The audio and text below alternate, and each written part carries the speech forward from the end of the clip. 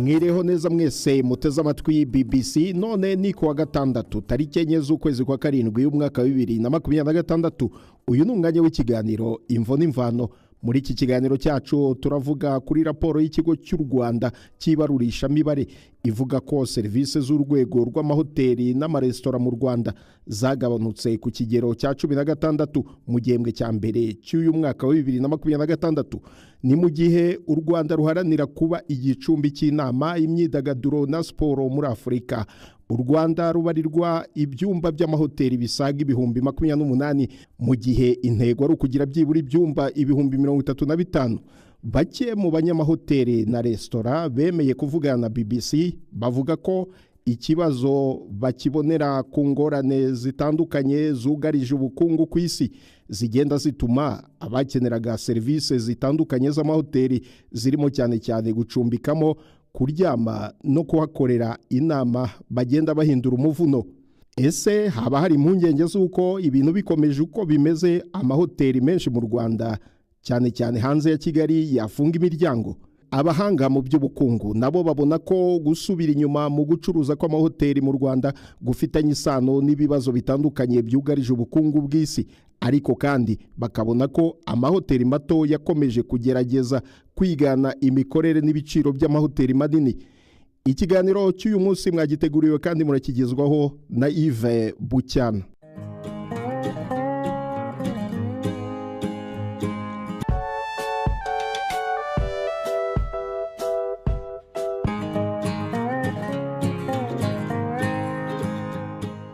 Ikaze mu kiganiro cyacu. Murabizi ko muri iyi minsi hari ikibazo cy'ubukungu hirya no hino ku isi. Nanjye ndi umwe mu bakozi baje guhura n'icyo kibazo kubera ko nakoraga ahantu hamwe muri hoteli zimwe hano mu mujyi wa Kigali.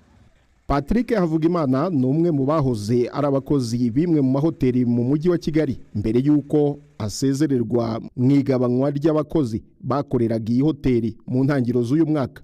Baza guhagarika abakozi, nanjye bamagarikamo muri hoteli nakoraga akazi k'ububarista.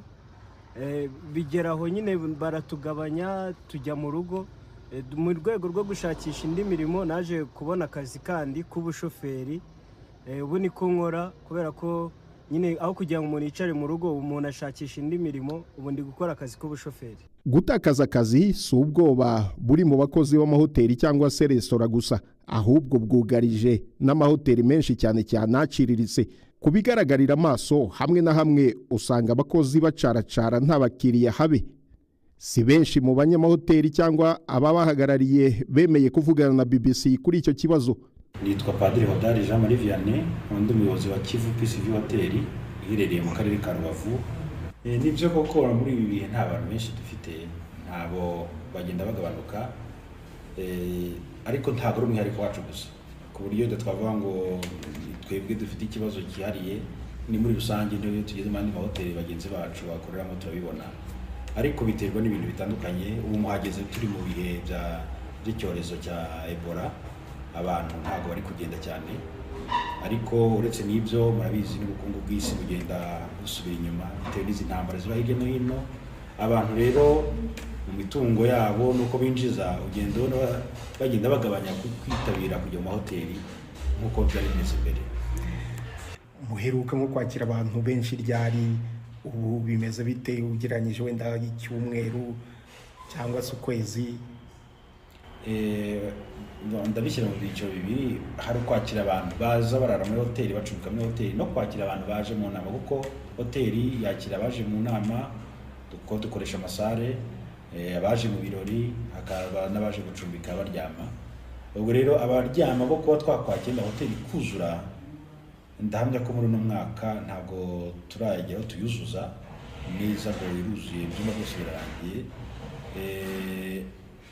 Ariko suri inyuma gatoya, navuze muri uno mwaka nibeshye turi kwakira amagare, shampiyona ya Tour du Rwanda, nibwo hoteli gitwara yujuje. Twamaze iminsi 2 hano hoteli yuzuye, ariko ubundi kuvuga ngo uko twabakiraga mbere ugasanga ndetse n'ibyumba bishobora kubura, ibyo ngibyo ntabwo tuheruka. Mu kwezi ubu mwakira nk'abantu bangahe ugereranyije? Birahindagurika kuko amahoteli nayo gucuruza n'amasezo. tugira high season na low season.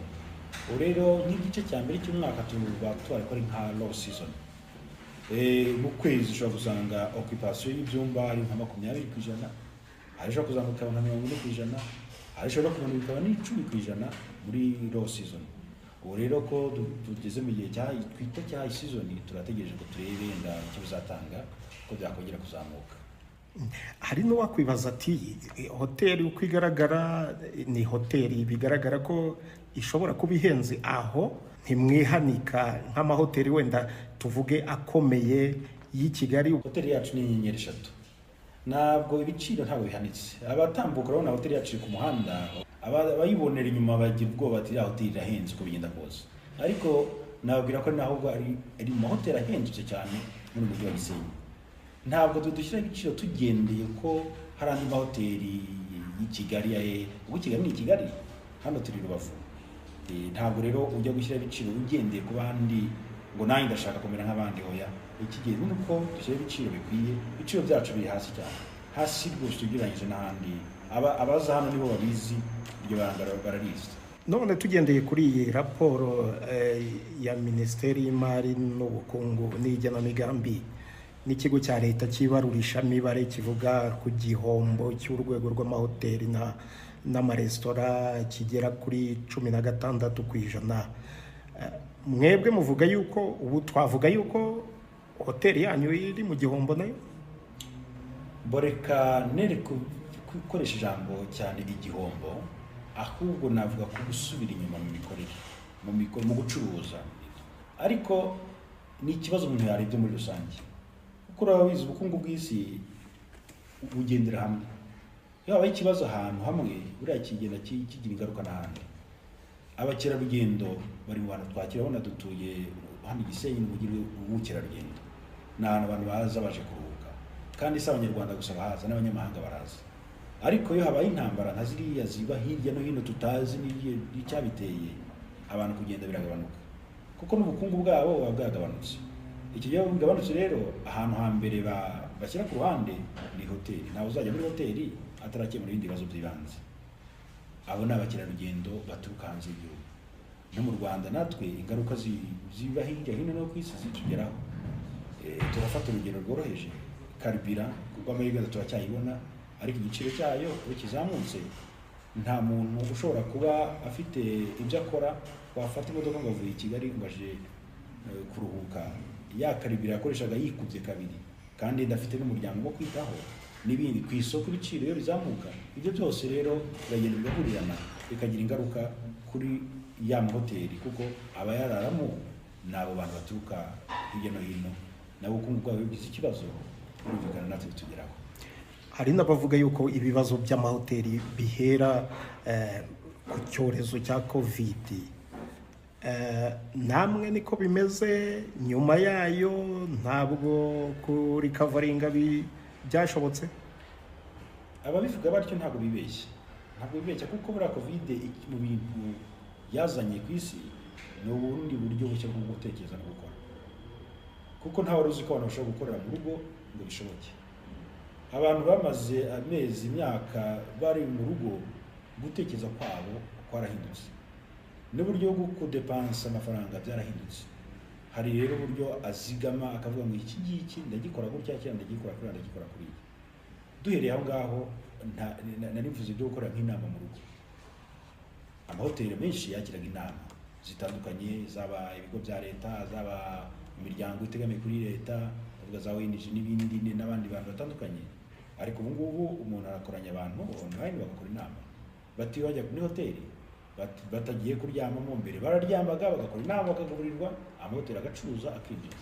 Ibyo rero nubwo leta igerageza hakagira ibigo byayo bikomeza gukora amahoteli, kuko itambutse itafashije menshi yafunga imiryango, ariko ntabwo leta yonyine yakwira amahoteli yose ari mu gihugu. Za ONG nazo twakoranaga kenshi, murabizi USAID cyari ikigega gikomeye cyane gifasha ama ONG menshi, nayo aho itagifasha izo za ONG byarahagaze, byaragabanutse, inama zaragabanutse, abarara muri hoteli. Ukumva niba umuntu yarazaga akora ONG runaka agiye gukora sur terrain, yacumbikaga muri hoteli twaramucumbikiraga, ariko niba batakijyayo birumvikana ntabwo bakirara amahoteli. Kubona umuntu rero ku giti cye ugenda, nubwo bahari genda agiye muri vakansi agacumbika, ni bake cyane kuri iki gihe. Ese ubwo byaba biganisha ko amahoteli amwe ashobora no gufunga imiryango ibintu bikomeje gutya? Buri wese burya yakora afite business, ndetse uretse na business n'indi mirimo umuntu ahora ashakisha ingamba zatuma adafunga imiryango, kuko niba ari ubwo buryo twakoragamo abantu batekereza ngo bakiriya bazaboneka baturutse aha n'ukongera kureba ndetse twakora dute kugira ngo imiryango tutayifunga.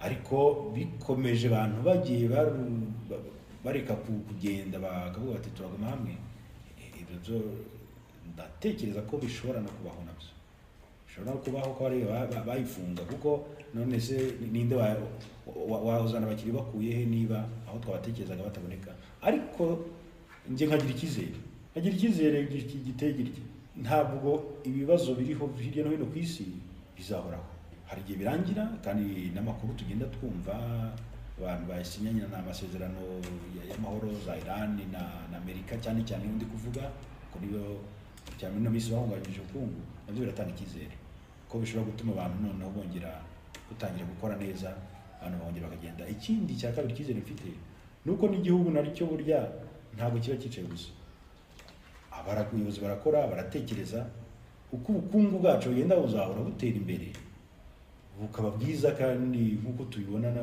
kubigaragara ni nabwo abantu nyine bagenda nabo bagira umwanya wo kuruhuka, bakabona ubushobozi bwatuma bajya muri ayo mahoteli. Ibyo rero niho icyizere cyanjye kiri, ntabwo navuga ngo ibintu byacitse byaturangiranye. Hari n'abavuga yuko kubera ibibazo by'ubukungu abaturage wenda bararaga mu mahoteli nabo babiretse, ndetse ahubwo ugasanga n'ibiciro ku isoko bituma amahoteli nayo ashobora kuba yazamura bimwe mu biciro by'ibiribwa se mu maresitora, nabyo bigatuma bongera wenda ikiguzi cyo kurira cyangwa kuba muri hoteli. Ibyo muvuga nibyo, amahoteli agenda yadapta ibiciro abihuza n'igihe barimo, nubwo rimwe na rimwe usanga iyo abikora nyuma cyane yaratinze, kuko niba dushyizeho menu ya resitora n'urugero, ntabwo twashyira mu kwa mbere mu kwa kabiri tuyivugurura, ariko urayishyira mu kwa mbere ku isoko ibiciro byo bishobora guhita bizamuka cyane. Icyo gihe rero hamwe igihe ubihomberamo, ariko hakagira igihe uvuga uti ibindi. Ndabaho urugero rworoheje cyane, niba icyumba cyanjye hano ngicuruza 50,000, mu minsi yashize nagicuruzaga 45, n'urugero mbahaye icyumba cy'umuntu. Biraterwa n'iki? Amashanyarazi dukoresha hano ku kwezi, umwaka ushize twakoreshaga amashanyarazi hagati ya miliyoni na miliyoni n'ibihumbi ijana, ariko turi gukoresha amashanyarazi ya miliyoni 2, kuko amashanyarazi nayo yarazamutse, kandi si kuri twe ni ku Banyarwanda bose, namwe murabizi ko byazamutse. Ayo mafaranga yiyongera iyo miliyoni ntahandi ndayikura hehe mu bakiriya nakira? No ugerageza uburyo ugenda yishyiraho ibikoresho nkoresha mu cyumba, shyiramo amazi, agacupa k'amazi shyiramo, cyangwa se tubiri ari yose, korogate, uburoso bw'amenyo, umuti w'amenyo shyiramo. Uko nawuguraga umwaka ushize sikugura ngubu, byose byarazamutse. Karito k'amazi naguraga 3,000, ubu turakagura 5,000. Ibyo byose rero bigenda bituma ibiciro bigenda byadabuta, ariko none ntuzamure cyane, kakanyungu kakaba gato cyane, aho kuyahonda kabe uko yari yiyongereyeho ikagabanuka, ariko gakomeza gukora. Hari rero n'ikindi kibazo cya tax cyangwa se umusoro ku bukerarugendo wa 3% niba ntibeshye wongerewe ku mahoteli. Ntabwo byo byaba impamvu yo kuba abantu bararebye bakabona ibiciro mu mahoteli birazamutse, hanyuma bakagabanya kugenda mu mahoteli? Mbose ntekereza cyane ko byaba impamvu, ariko ku muntu uyu n'uyu bishobora kumubera impamvu bakabibona nk'ikintu kizamutse, kuko uriya musoro ntabwo ari amafaranga menshi cyane ku buryo yatera abantu ubwoba. Gusa murabizi abantu ko muri kamere yacu dukunda ibihendutse kandi byiza. Ibyo byo nawe ugiye ku isoko kugura umwenda ukawushima, bumva baguhera kuri make. Ariko ukugurisha nawe aravuga ati umwenda ukuya naye n'igiciro rero kuvuga ngo cya hoteli ngo cyazamuka kubera umusoro, simpamya ko ari ibyo. Hari abantu wenda mu rwego bwo kugira iyo uvugisha umukiriya n'igihe umubwira igiciro akavuga ati padiri amafaranga ni menshi cyane, no mu rwego rwo guseka no kumwumvisha ko bitakabije nawe. Ariko bamuvandimwe we, reka tuganire, umwaka ushize ku isoko hahawe gute? Ubu ni kuri guhaha ngo byarahindutse, none se byahindutse mu rugo rwawe gusa natwe byaduhindukiyeho. Niyo mpamvu rero aho kantu bumva gatoya kiyongeraho naho gakomoka, ariko benshi barabyumva kuko ntabwo ushobora gufata igiciro wagikube kabiri, uzamura pourcentage ntoya. Kandi burya n'umusoro ko uteye, niba wakuye ngo 3%, niba wowe ikimo cyawe urugero cyari 50, ushobora kuzamura ya 3% ajya kwikira wa musoro, kandi ntabwo ari ikintu cyo gihambaye. BBC gahuza miryango i Bukavu ni kuri FM 102.2. Hanyuma ariko hari n'ikindi kibazo abantu bakunze kwibaza, bavuga yuko hoteli ubu zifite concurrence cyangwa se nkihangana ku isoko n'izitwa maison de passage, amazu yo guturamo mu gihe runaka gitoya, ku buryo umuntu ashobora kuza mu Rwanda akavuga ati aho kugira ngo njye kuba muri hoteli n'umuryango ungana gutya, wenda naba muri iriya nzu igihe gitoya, kandi ugasanga ari bwahendukiwe. Icyo cyo muraza guhangana nacyo ku isoko gute?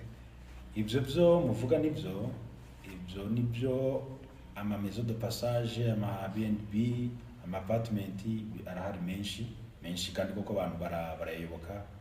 Umuntu akora imibare akareba akavuga ati mfite umuryango, ndashaka kujya ku Gisenyi nkaruhuka ngatembera, yakoze imibare agasanga muri hoteli arafata ibyumba bitatu ukabona biramuhenda, ayo mafaranga yajyana muri iyo nzu, iminsi ikiyongera, akenshi niko bahitamo.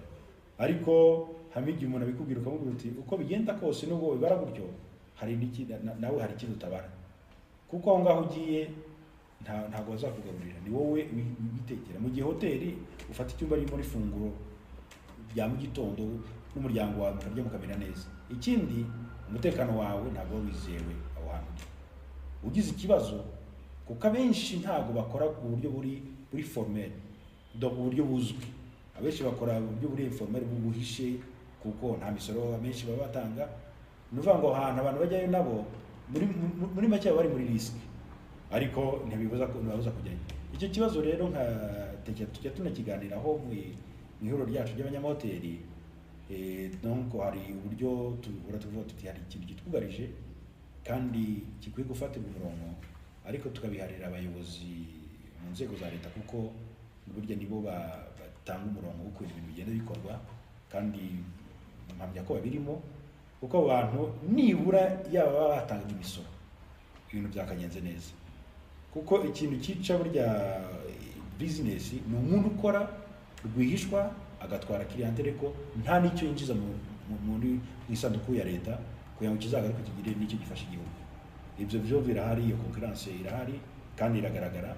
Ubu nuko bavuze ko atari igihombo, ariko iyo ubona hoteli imara wenda iminsi 2-3 hari ifite ibyumba birenze 100, haza abantu 2-3, ubwo ntibiganisha kuba n'abakozi umubare nabo bari muri risk yo kugabanuka? Ibyo byo aho ngaho birabiremereye, kuko umukozi we araza ku kazi, yaje baba yakoze, uretse no kuba yanaje ahubwo uranamugaburira. Mu gitondo yaje umuha iyo icyayi cyangwa igikoma, ariko hari icyo ugomba kumuha kugira ngo ashobore gukora ameze neza. Saa sita turamugaburira, aho ducumbikira tukanabagaburira nijoro. Iyo byose byo hamwe igihe ubwoba bukwica ubuvuga, ariko abantu nyuma y'ukwezi ndabagenza ndabahembane. Kubw'amahirwe twebwe kugeza ubu ntituragira ku rwego uko duhemba abakozi, cyangwa se ngo tubatangire ibyo tugomba kubatangira aho bwiteganyirize n'iki byose.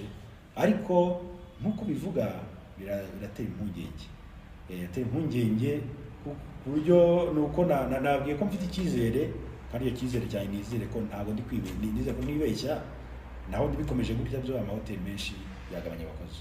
Muri zimwe mu ngamba abanyabukungu cyangwa se impuguke mu bukungu bavuga harimo guhimba udushya, guhanga udushya mu mahoteli. Hari abo twasuye bafite abacurangira abantu ku minsi runaka, hari aberekana imipira. Mwebwe hari ingamba mufite zo guhangana n'iki kibazo? Ingamba ziba zihari igihe cyose, ingamba ziba zihari. N'ibyo muvuga gususurutsa abantu natwe turabigira. Uyu munsi ndi kwa kane, buri wa kane ku mugoroba hano haba hari igitaramo cy'indirimbo nyarwanda, muziki nyarwanda mwiza rwose w'umwimerere. Abantu baraza bagatarama, ariko iyo ni ingamba imwe, ariko ni imwe muri nyinshi abantu bagenda bafata.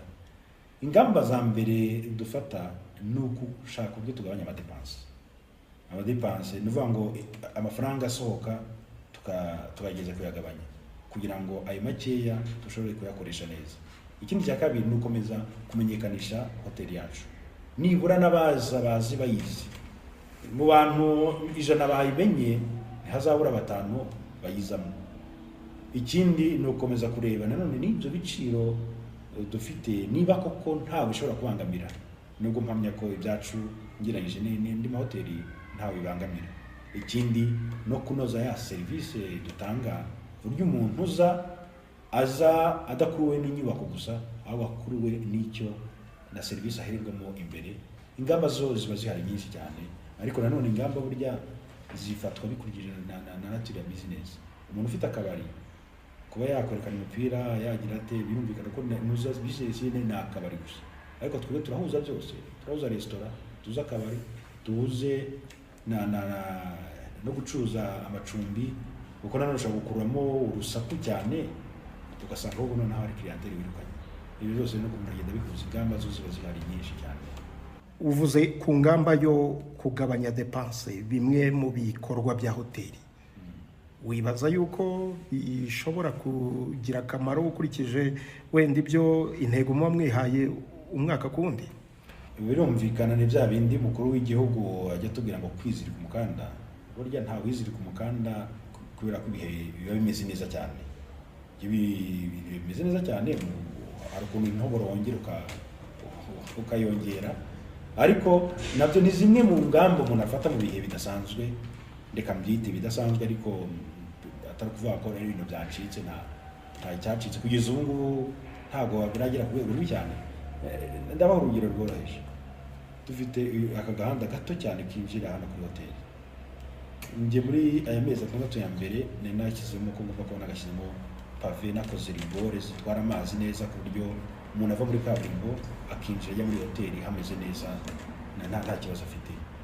Hariya twinjirira tukahasakara neza ku buryo imodoka yinjira, umuntu yinjira atanyagirwa, agahita asohoka mu modoka agenda n'imodoka komeza ijya muri parikingi. Ariko bitewe na situation n'uburyo gucuza byagenze, ibyo ngibyo uko ni nabiteganyije siko byagenze, ariko si uvuga ko ntazabikora muri bihe biri imbere. Tutekereza ko ibintu bishobora gukunda bigakorwa. Rezo ni ingamba nk'izo kugabanya dépense. Ntabwo nafata miliyoni 20 zo gukora umuhanda akakanya kandi ntayo ninjije. Nivuga ngo mbyirengaje mbishyize ku ruhande, ariko ataruvuga ngo bitesha agaciro. Mbere yuko twumva ibyo mu maresitora, nabwo ariko kubemeye ko tuganira, tubanze twumve Minisitiri w'Imari n'Igenamigambi Murangwa Yusufu ibyo yabwiye itangazamakuru ubwo raporo ku musaruro mbumbe w'igihugu mu gihembwe cya mbere cy'uyu mwaka yasohokaga. Bigaragara nuko nyuma y'igihe cyako hari ishoramari twashize mu bijyanye na conferences n'amahoteli bijyanye nabyo, muri hari aho investment igera igasaba ko twora izindi investment. Ntabwo biba bivuze ko hari ikibazo gikomeye kugeza ubu ngubu. Tujya tubibona no mu bwubatsi, hari igihe tuzamuka twagera ahantu bigasa nkaho byistabilije, bigasaba ko tongera kuzamuka. Ariko hari component ikomeye yo mu mahoteli turimo kurikirana hafi zijyanye na foodstuffs. Amahoteli n'amaresitora abamo ibice bibiri, harimo amacumbi hakabamo n'ibikorwa by'amaresitora. ibikorwa by'amaresitora bigenda bikurikirana hafi n'ibiciro tubona by'ibiribwa n'ibindi bimeze nk'ibyo. Hari igihe iyo bizamutse tubona value iragabanuka yo mu maresitora, amahoteli n'amaresitora. Ni imibare turimo kurikira. Mu rwego rwa za resitora naho ngo ishyamba si ryeru, nubwo bo imicungire yayo itandukanye cyane n'iy'amahoteli. Nasuye rero n'amaresitora bar byakira abantu umunsi ku wundi kugira ngo ndebe neza koko uko ibintu bimeze. Nyuma yaho ikigo cya statistique kigaragarije yuko ari amahoteli ari amaresitora bisa naho bigenda serivisi zigabanuka, basa nkaho bari mu gihombo. Ese no kubera iki? Nitwa Fiscal Jean Paul Habimana, ndi manager resto bar yitwa Copenhagen Lounge. Navuga ko icyo kibazo cyo gutaka abakiriya ari nka challenge y'abantu bose, ntabwo ari twebwe gusa, na ahantu hose, ariko tugerageza kurwana cyangwa se gukora ibishoboka byose kugira ngo turwane iyo ntambara yo kugira ngo dukurure abakiriya. No kuvuga uzana udushya ejo undi gutyo akenshi biragera ukabona bimo biraza. So no muri iyi minsi urabona ko wenda niba ari uko turi muri sama cyangwa se mu gikombe cy'isi, urabona ko ibintu bitangiye kuza. Ikibazo cy'ubukungu namwe kirabageraho kimwe n'amahoteli, ko ugenda ugasanga nta bantu bahari? Icyo navuga kuri icyo, biraba nyine ni nk'izo challenge nakubwiraga, biraba, ariko akenshi ugerageza gushaka icyo gisubizo. Mu by'ukuri icyo ni ikibazo rusange cy'ubukungu. Wa mugani na wa muntu wasohokaga akaba yanywa amacupa 5 asigaye anywa 2. So icyo kibazo duhura nacyo tukagerageza kubana nabyo, niko bimeze. Waruvuze ibintu byo guhanga udushya. Mu byo duhanga mu dushya no kuvuga dufite ama activities atandukanye. Ukuvuga buri munsi iyo winjiye muri Copenhagen uba ufite icyo uhasanga, niyo bita ngo guhanga udushya. Nahoze mvuga hari igihe cyawo umunsi wo kwa mbere niba ari kwiga kubyina kinyarwanda, kuwa kane hari rumba abakongomani cyangwa se abantu babaye muri Kongo ku buryo bashobora kuza bakidagadurira ahangaha. So mu Rwanda dufite abanyamahanga benshi mu ngeri zose, so bivuze ko ba bantu baza tugerageza kubaha ibyo bifuza cyangwa tukabaremera koko bya byishimo nahoze mbabwira ku ntango. Ubwo ibyo byaba biziba icyuho wenda ko bagabanyije icyo kunywa cyangwa se ko bagabanyije icyo kurya? Iyo uremye utwo dushya mu by'ukuri ugerageza kubona abantu, nubwo bitoroshye bwose, ariko at least uragerageza ukababona. Aho ibintu bigeze ubona bidasaba ko mugabanya abakozi? Ahubwo hari igihe tunabongera, cyane cyane abakajo nyine babandi bakora ibiraka kugira ngo akazi koko kagende neza. Urumva nyine hato biramanuka ubundi bikazamuka, nyine turi muri balancing, nyine turacyari kurwana nabyo. Ariko nkuko nandi kubabwira, muri weekend ubundi hano hahora hari live band, twakira abanyamahanga batandukanye b'abahanzi. Kidumu twaramwakiriye, twakiriye Chameleone, turateganya kwakira n'abandi benshi b'abanyamahanga baturuka hanze, aba DJ bavuye hanze, abahanzi bavuye hanze. Twebwe turi lounge no kuvuga na ahantu uzukaruhukira koko ukaba warya n'ibyo biryo ukanywa ukenjoyinga umuziki wasanze, cyangwa ugafatwa nk'ibijya gusangwa muri hoteli. Tugerageza gutanga iyo service ku buryo bitaba bare. Twebwe ntago turi bare, ntago turi club, ahubwo turi hagati ya bare wenda na hoteli, niko navuga. Ariko n'amahoteli cyangwa n'utundi tubari nabo bafite ibyabo bashobora kuba barema ku buryo babona abo bantu. Nk'urugero nk'ubu hari hoteli dufitanye imikoranire ko dushobora guhanahana abakiriya. Bivuze ko mu gihe baba bafite b'abanyamahanga babuze aho basohokera bashobora kuza ahangaha. N'ahandi rero nko muri uko kugira ngo dushimisha abo bantu abanyamahanga cyangwa se abanyarwanda bashaka koko kuryoherwa, ni ugushyiramo utwo dushya nababwiraga nyine. BBC yashatse kumenya icyo ishyirahamwe ry'amahoteli na resitora mu Rwanda rivuga kuri icyo kibazo, ariko ntibemeye ko tuganira. Ese impuguke mu by'ubukungu zo zibona ziteye iki kibazo? Navuganye na Straton Habyarimana. Uru ni urwego rwa serivisi, hari igihe bizamuka, hari igihe bigabanuka, kubera ko mu rwego rwa serivisi ruhuye cyane n'ihindagurika ry'ibihe. ni ukuvuga rugira icyo twita seasonality. Seasonality ni ukuvuga ngo hari igihe haza abantu benshi, hari igihe haza abantu bake. Urwego rw'amahoteli rujyana cyane cyane n'umubare w'abakiriya babonye, ariko hano tuba tunabara n'urwego rw'iterambere ryarwo muri rusange, ni ukuvuga nk'abantu bashoramo imari. Ibyo bintu byose bihurije hamwe byo bigaragaza niba urwo rwego rwarazamutse cyangwa rwaragabanutse. Urumva rero hari igihe bizamuka bitewe n'ibihe turimo, hari n'igihe bimanuka, ariko mu by'ukuri iyo urebye aho ibintu biri kugana ntabwo rugikura cyane nk'uko byari bimenyerewe mu myaka ya mbere ya covid. Impamvu si yindi ni uko hari impamvu nyinshi ziri kubitera. Burya urwego rw'ubukerarugendo, cyane cyane urwego rw'ubukerarugendo mu Rwanda rushingira cyane cyane ku ba mukerarugendo baturuka hanze, ko mu Rwanda ba mukerarugendo b'abanyarwanda bari hagati ya 30 na 36% by'abantu bose bakora ibintu by'ubukerarugendo. Urumva ko umubare munini ni umubare w'abantu baturuka hanze.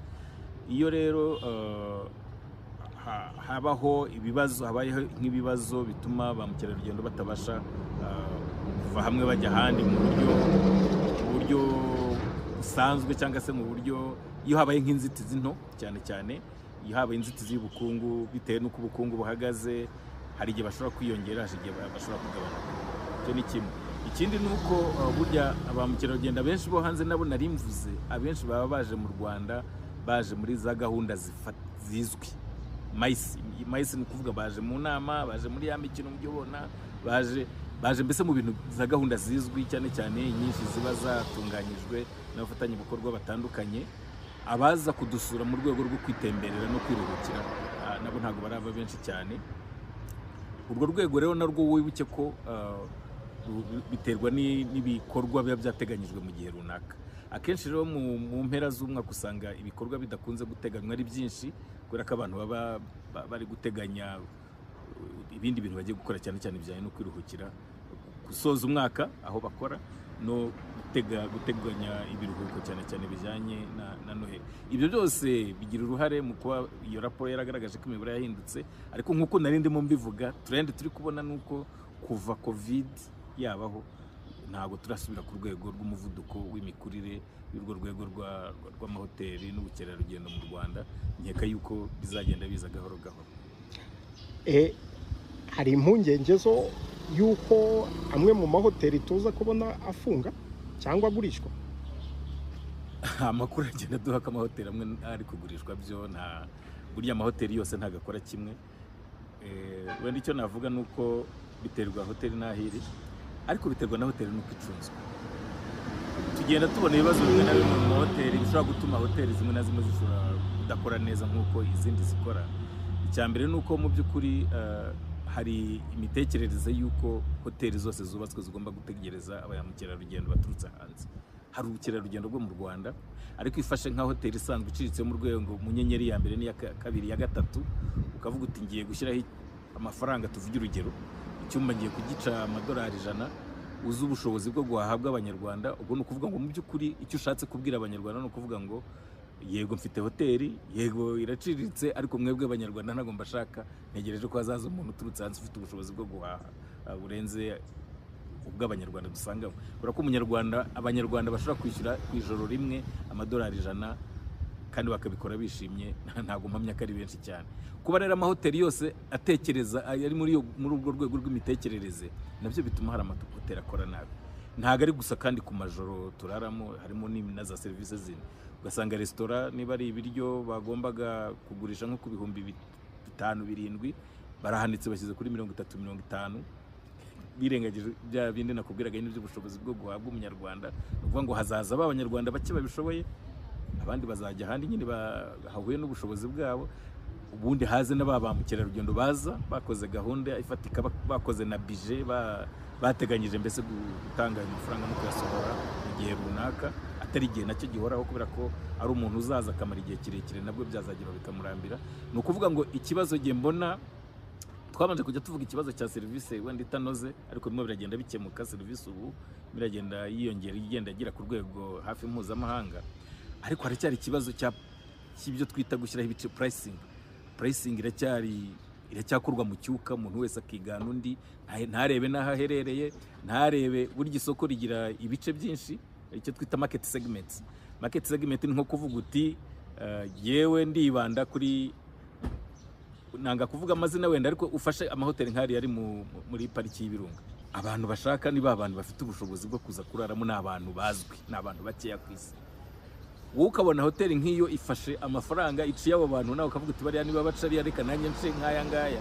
Bariya bafite abo batagetinge cyangwa se abantu batekereza ko bazaza bashaka gukurura, bafite n'ibyo bagenera, bafite n'uburyo bazi ibyo bakenera, bagashyiraho igiciro bakurikije ibyo bintu. Wowe ukavuga uti niba bariya bashyira kuri aya, reka nanjye nshyire kuri aya, ukabigana gusa bisanzwe. Burya hoteli igomba kugira uburyo bwo gushyiraho ibiciro ihereye ku mafaranga yasohoye. Aya mafaranga yasohoye ndavuga, hari benshi bakora mu mahoteli bakodesha, amafaranga wakodesheje iyo nzu, umuriro w'amashanyarazi wakoresheje, amazi wakoresheje, abakozi wahembye, ibintu waranguye, ibyo bintu nibyo uheraho ukavuga uti ndashaka kunguka hangahe nk'umucuruzi, kugira ngo mbe nizeye yuko ubucuruzi bwanjye bugenda budashobora gusubira inyuma, budashobora no guhomba, kandi nizeye yuko nshobora no kongera kwagura ubwo bucuruzi. Ibyo aho ni uhera uvuga uti ndashyira hangahe, ukavuga uti noneho amafaranga kugira ngo nyabone nkurikije ayo nshaka kwinjiza mu kwezi cyangwa mu mwaka, birasaba ko mba mfite abakiriya bangahe.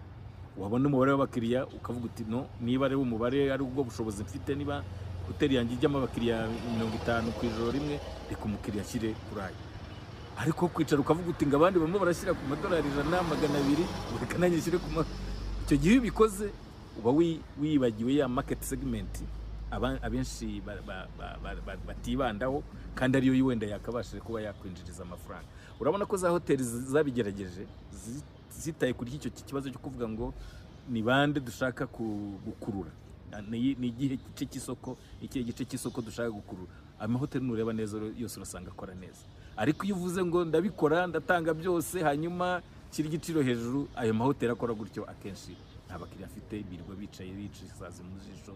Abo rero nibo dufite impungenge ko bashobora kugira utubazo tw'ubukungu cyangwa se bw'amafaranga mu minsi iri imbere. Ariko si bose, hari abamaze kubisobanukirwa.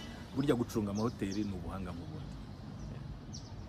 Hanyuma hari ariko n'ibyumba byongereweho imisoro ya 3%. Yes, icyo kintu abantu bose nicyo bari kwitwaza, ariko nkeka yuko buriya ntabwo ngiye gusobanura impamvu wenda leta yashyizeho aya 3%, ariko mu by'ukuri ayo mafaranga n'ubundi atangwa n'umukiriya. Umukiriya yatanga ari uko yaje. Hanyuma se abo bavuga ko ari icyo kibazo cy'imisoro, abo bakiriya barababonye basi nibura. Abakiriya baravuga bati ntabwo tugiye kwishyura kubera yuko hagiye 3%. 3% urebye nta wavuga ko ari amafaranga nanone make, nta nubwo ari menshi, ariko mu by'ukuri ikibazo nyamukuru ntabwo ari icyo. Umukiriya waje wakiriwe neza, wahawe igiciro cyiza, n'umwongera 3%. Niba ari umuntu yagomba kwishyura ibihumbi 100, aho kumuca ibihumbi 100 ukamuca ibihumbi 103, nkeka yuko icyo kintu kitabuza abantu kuza. Abantu benshi niko bari kuvuga ngo nicyo kiri kubitera, ariko sibyo. Na mbere yuko kira cyemezo cyo gushyira 3% kijyaho, twari twatangiye kubona yuko hari amahoteli amwe namwe ari gucumbagira bitewe, mvuga cyane cyane yuko ikibazo nyamukuru ari imicungire mu gushyiraho ibiciro, imicungire mu kureshya abakiriya, kumenya ngo urashaka abahe bakiriya, imicungire yo kutiganana no guhanga udushya muri za serivisi. Ibyo byose biramutse bibaye, amahoteli yose yagira.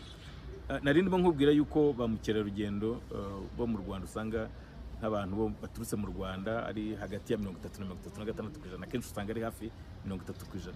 Uzi yuko haramutse hakozwe ku buryo twibanda no kuri iryo soko byonyine, bakiyongera, umuntu akajya yumva yuko kuva hano ukajya kujyana n'umuryango wawe kurara Musanze cyangwa Rubavu ari ibintu byoroshye, kubera yuko hari amahoteli ari raisonnable atanga serivisi nziza ku giciro wakihanganira. Wafata umuryango wawe nawe ukagenda ukavuga uti kuri Pasika nzajyayo, cyangwa maze iminsi nkora cyane mu mpera y'ukwezi, agashahara nikaza nzafata umugore n'abana bashyire mu modoka tugende, wenda tumareyo weekend tugaruke.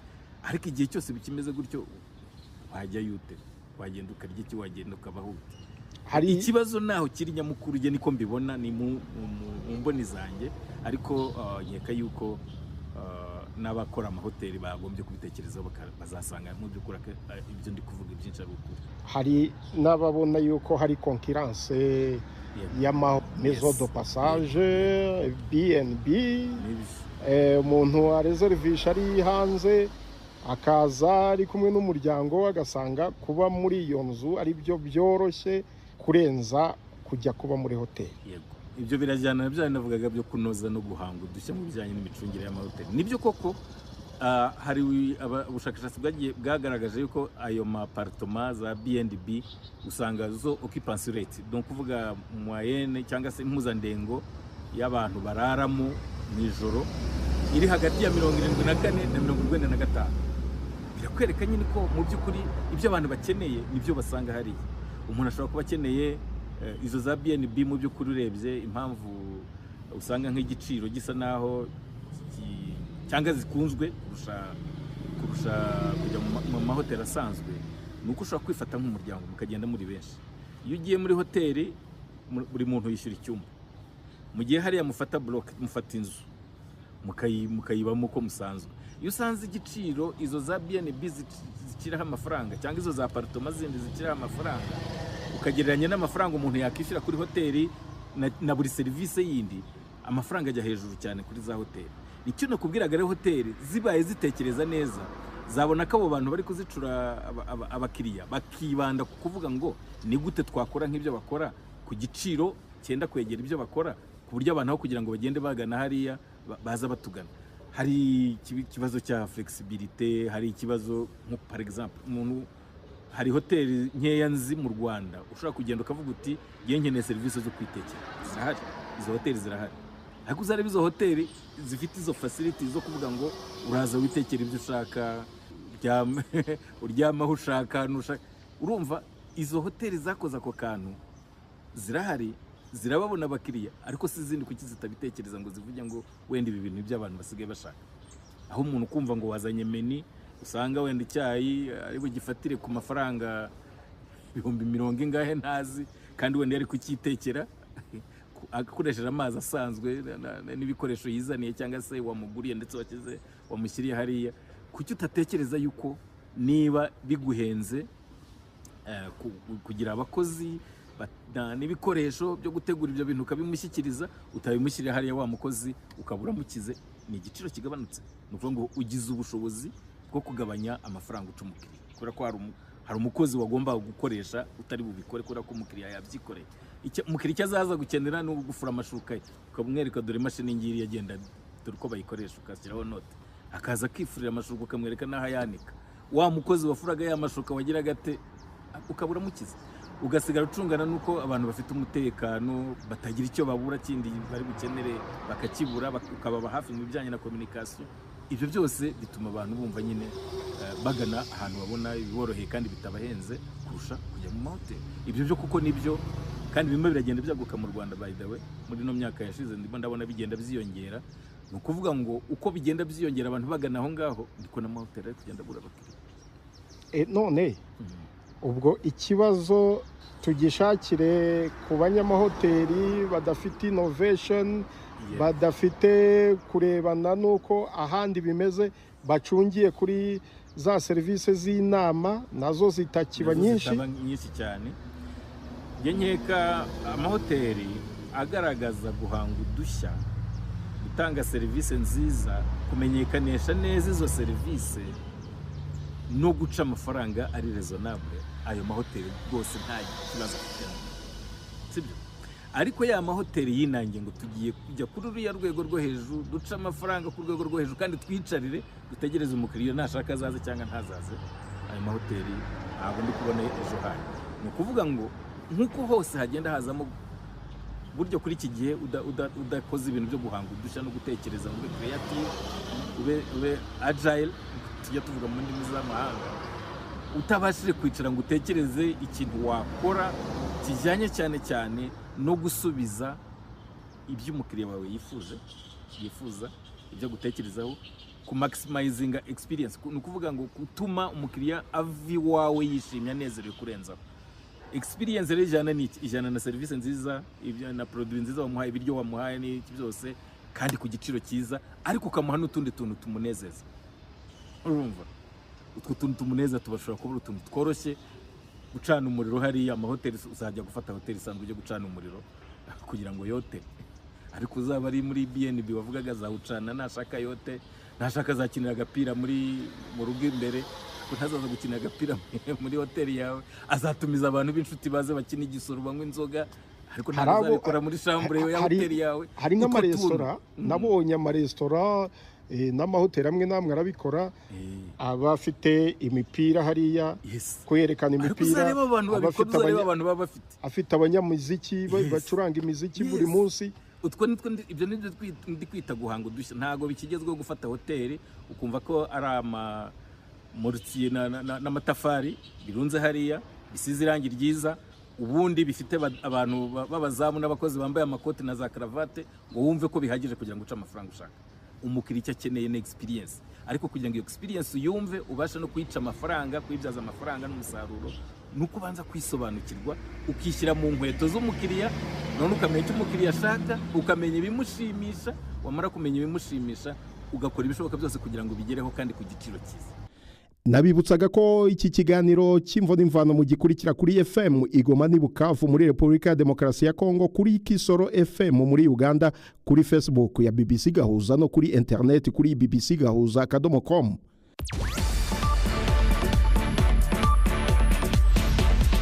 BBC Gahuza Miryango yabateguriye uburyo bwo gupakura ibiganiro byayo mukabibika muri telefone ngendanwa zanyu no kuri computer, mukaza kuvyumviriza igihe cyose mubishakiye. Ibiganiro bya BBC Gahuza Miryango mukunda nk'amakuru, imvo n'imvano, urunana, ikiganiro cy'abagore cyangwa bazamuganga, ubu biraboneka kuri podcast. Ja ku rubuga rwa BBC Gahuza Miryango ariko bbcgahuza.com urondera hari podcast. Amakuru yose y'uburyo podcast ikora n'ukuntu wayishyira muri telefone yawe byose urabisangayo. Pakurura ikiganiro ukunda canke amakuru wumvirize uko ushaka aho uri hose, ntusubire gucikwa na kimwe. Teramana n'ibiganiro bya BBC Gahuza Miryango kuri podcast.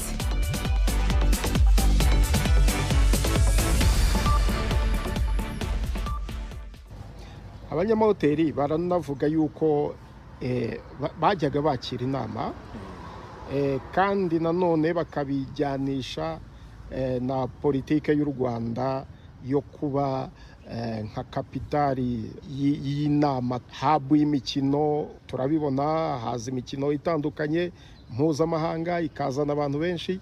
Ni ukuvuga ngo abo baza muri izo nama cyangwa muri iyo mikino bajya muri ariya mahoteli akomeye tubona, ntibasaranganywa. Nicyo nakubwiraga, mu by'ukuri iyo urebye, sinzi abantu abanyamahoteli mwaganire bakubwiye ikibazo bafite, ariko iyo urebye nk'amahoteli ari ku rwego rwisumbuye tier 1, ibyo twita tier 1, uvuga zifite inyenyeri enye gutyo, ayo mahoteli atajya abura abakiriya ubundi ayo mahoteli nta kibazo afite. Ikibazo kiri hagati kuri tier zo hasi, tier 2 donc kuva kuri nyenyeri nk'ebyiri kugeza kuri 3, nizo usanga bari kuvuga bati no, ntabwo ibintu biri kugenda neza. Kubera iki? Ba bantu baje muri bya binakubwiraga bya mayisi.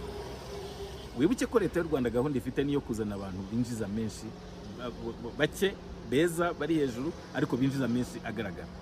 Niyo mpamvu uzasanga turi kwibanda cyane ku bajya gusura izo ngagi, no kuri babandi baza mu nama. Abo bantu baba bafite amafaranga yo guspend yo gutanga igihe bari mu Rwanda.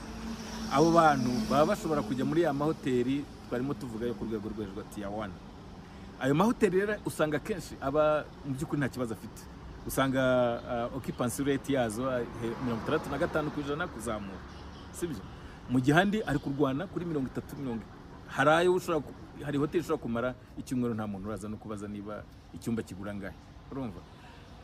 Impamvu rero si yindi, niba leta yashyize ingufu mu gukora ibyo, kuki twese twakumva ko tugomba gutungwa n'abo bantu?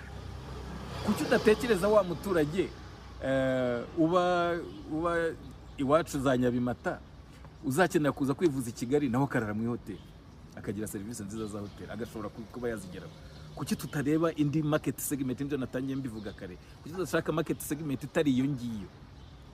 Abo baza bareba nyine ya mahoteli muri tier 1, tukareba izindi market segment, tukareba serivisi bakeneye, tukareba ibyo badushakaho, tukabibaha kandi tukamenyekanisha ko tubibaha. Nta ikibazo kiri. Ariko nanone nibyo waruvuze, inama bisaba guhozaho, bisaba no gukomeza kuba guhanga udushya nyine no kwaguka nka segiteri. Nk'ubu turavuga tuti dufite ibyumba hafi ibihumbi 28 nabyo bitaragerwa, mu mahoteli hafi ibihumbi 13 14 gutyo. Niba tugifite ibyumba ibihumbi 28 ntushobora kwakira inama icyarimwe zisaba abantu wenda bajya mu mahoteli mu byumba bikenewe bigera kuri nk'ibihumbi 35. Niyo mpamvu ubona muri strategy cyangwa mu ngamba zari ziri ukuvuga ngo ni gute twagera kuri ku byumba niba 35. Iyo umaze kugera kuri uru rwego ushaka kuzana inama nini kandi ukazikorera icyarimwe ukabuza ko nta kibazo kiri buze ko. Ariko igihe tutarabigeraho ushaka gutumiza inama imwe ikomeye ukavuga uti nindenza aha bamwe barajya kurara hahandi twita muri Ndagaswe, barajya kurara na yati yawane ntibari buyibone. Niyo mpamvu biba byiza kongera yego umubare w'ibyumba, ariko na nyiri ibyumba bakamenya gusegmenta isoko, bakamenya guca isoko mu bice, none bakamenya buri gice cy'isoko gikeneye iki, kibategerejeho iki, bagashaka uburyo ki batanga serivisi bakora ku buryo ibyo bagenera icyo gice cy'isoko biba bijyanye koko nibyo bakeneye. Turimo turavuga abakinnyi, turimo turavuga baza mu nama, tutekereze n'abantu bashaka kuza bitembereye gusa, bashaka kumupasiriza niba i Burayi hakonje bashaka kuza kwibera mu Rwanda ahantu hari akazuba. Ntidutekereze abantu umwana muri mu biruhuko arashaka kujya ababyeyi bashaka kujya kumuhemba ko babona amanota meza, batekereze hoteli yasohokeramo urugo ntiruhungabane. Dutekereze abanyeshuri baramutse bafashe icyemezo cyo gusohokera group, barasohokera hehe, barabaho gute, twabahisi serivisi. Dutekereze hari ibintu byinshi. Hakuticaye ngo utekereze ngo wumve kuzakora ibintu abantu bakambara amakoti ubundi ugatekereza yuko abantu bazaza. Ibyo bintu twarabirenze. Uzarebe n'ahandi hose ntago ari mu Rwanda gusa, ugikora gutyo mu buryo bwa traditionnel yaratakaye.